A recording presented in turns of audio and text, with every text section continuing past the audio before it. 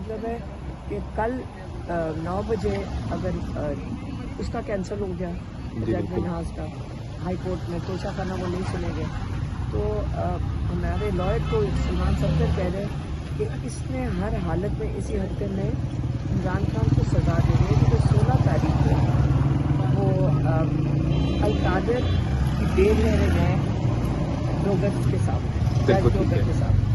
اس لیے اس سے بس یہ ان کی اسکرپٹ بنی ہوئی ہے.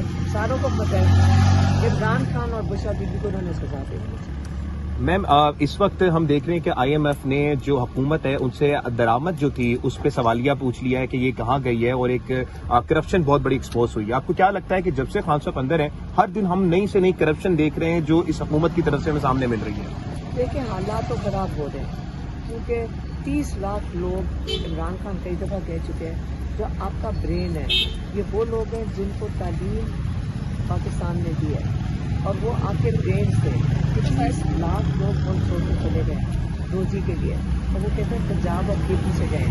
کیوں گئے؟ کیونکہ آپ کی یہاں نہ کوئی انڈسٹری لگ رہی نہ کوئی انویسٹمنٹ آ رہی ہے تو اکنامک کے حالات تو خراب ہو رہے ہیں. جب درآمد کم ہوئے گی تو انہوں نے فگرز فائٹ تو کرنے ہیں.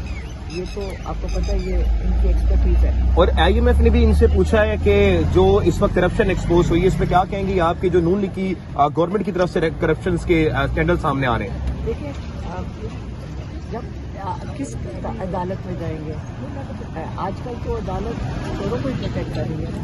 اگر آپ جہاں سڑکوں سے کس کو اٹھا لیتے ہیں کل وہ بیچارے کیک کاٹنے آ گئے پرسوں رات کیک کاٹنے آئے تھے یہاں جی کل رات کو میرے کو کس لیے.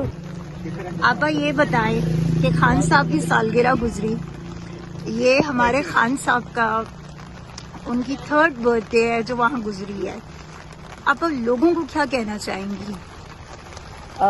سب سے پہلے تو میں یہ بتا دوں عمران خان ہمیشہ بہت امبیرس ہوتے ہیں اگر ان کا کوئی برتھ ڈے منائے ہاں تو ان کو بھی جا کے جب بتائیں گے کہ جتنے کیک کی سیل ہوئی ہے جتنا ان کو جتنا وہ امبیرس ہوتا ہے اس سے زیادہ سیل ہو گئی اب.